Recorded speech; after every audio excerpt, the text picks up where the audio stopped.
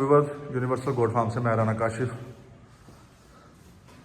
آج کی ویڈیو میں ہم بات کریں گے ایک ایسے مسئلے پر جو کہ نظر نہیں آتا لیکن بکریوں کے لیے انتہائی خطرناک ہے، اور وہ ہے امونیا گیس۔ یہ گیس بکری کے پیشاب اور گندگی سے پیدا ہوتی ہے اور آہستہ آہستہ بکریوں کی صحت تباہ کر دیتی ہے۔ امونیا گیس کیا ہوتی ہے؟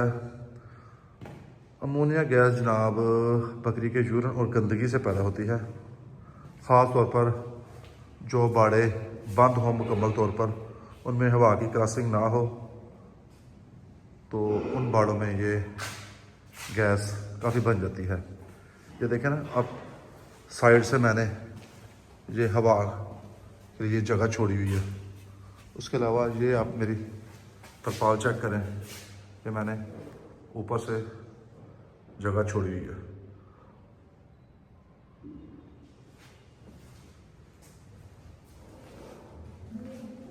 اس کے علاوہ یہ دیکھیں نا، یہ جگہ چھوڑی ہوئی ہے میں نے۔ کھولنا ذرا مدد کمرہ۔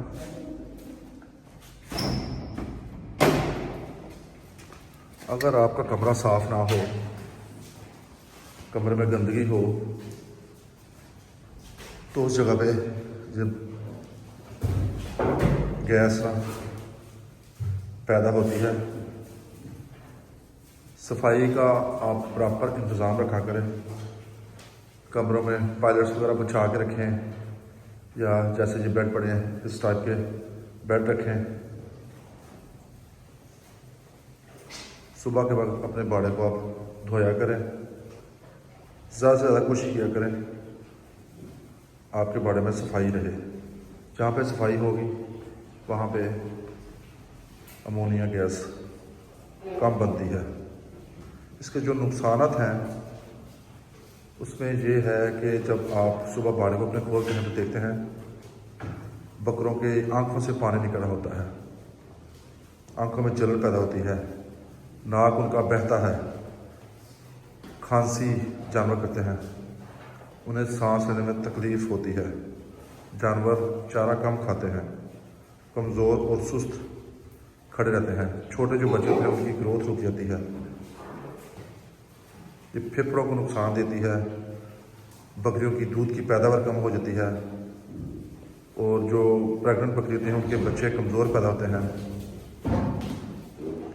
اس کے لیے آپ جناب کراسنگ رکھا کریں۔ یہ دیکھیں نا، یہ صاف نظر آ رہا ہے کراسنگ، جہاں سے ہوا کا گزر ہو۔